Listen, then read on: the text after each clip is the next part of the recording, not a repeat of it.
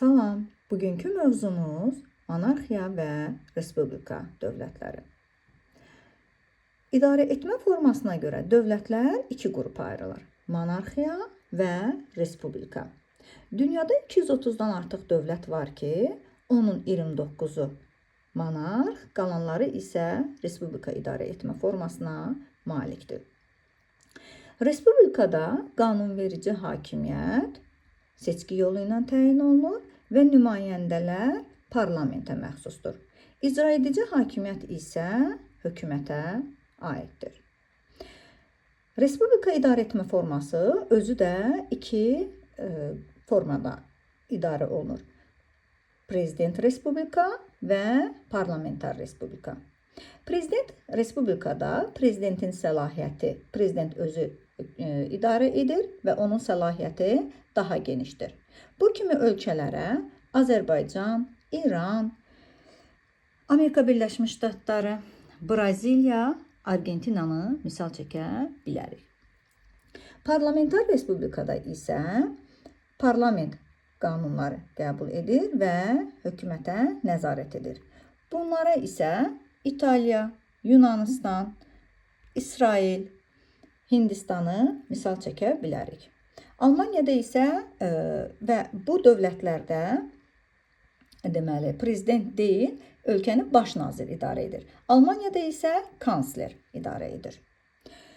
Monarxiya isə dövlətləri, ümumiyyətlə monarxiya dedikdə irsi hakimiyyət, nəsildən nəslə keçən hakimiyyətdir və monarx dövlətləri özü də iki qrupa ayrılır. Konstitusiyalı monarxiya, mütləq monarxiya.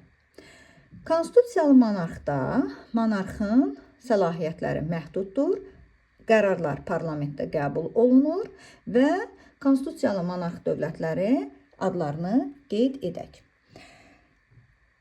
Şimali Avropa regionunda konstitusiyalı monarx dövlətlərinə Danimarka, İsveç, Norveç. D-i hərəsinin baş hərfindən yadımızda saxlaya bilərik, din sözündən. Orta Avropa regionunda isə bu Benelux təşkilatının adı ilə də yadımızda saxlaya bilərik. Böyük Britaniya, Belçika, Niderland, Lüksemburg və Liechtenstein. Orta Avropanın konstitusiyalı monarx dövlətləri. Cənubi Asiyanın monarx dövlətlərinə isə deməli rəng mavi sözündən yadımızda saxlaya bilərik. Monaco, Andorra, Vatikan və İspaniya. Qeyd edim ki, Vatikan teokratik monarx dövlətdir və teokratik monarx dövlət isə mütləq monarx dövlətlərin bir qoludur. Dünyada iki dənə teokratik monarx dövlət var ki, onları din xadimləri idarə edir. Biri Vatikan, yəni xristianların olduğu, bir də Səudiyyə Ərəbistan, müsəlmanların olduğu iki teokratik monarx dövlət var. Və digər konstitusiyalı monarx dövlətlərinin adını qeyd eləyək. Asiyada olanlar Yaponiya, Tayland, Kamboca, Malayziya, Butan, Küveyt və İordaniya. Asiyanın monarx dövlətlərini, konstitusiyalı monarx dövlətlərini qeyd etdik. Afrikanın konstitusiyalı monarx dövləti isə 3 dənədir. Mərakeş, Cənubi Afrika Respublikasının tərkibində olan Lesota və Esvatini. Lesota anklav dövlətdir və belə deyək də, hər tərəfi başqa dövlətlərin əhatə olunan dövlətə anklav dövlət deyirik. Okeaniyada isə deməli Tonga konstitusiyalı monarx dövlətdir.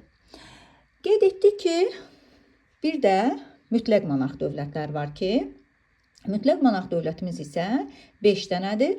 Onların deməli monarxın hakimiyyəti daha genişdir. Həm parlament, həm məhkəmə, həm də hökuməti idarə edir. Buna isə Oman, Birləşmiş Ərəb Əmirliyi, Qətər, Bəhreyn və Bruneiin adını qeyd edəcəyik. Mütləq monarx dövlətlərini belə yadımızda saxlaya bilərik. 3 dənə bu, Brunei, Birləşmiş Ərəb Əmirliyi, Bəhreyn ada dövlətdir, Oman və Qətər.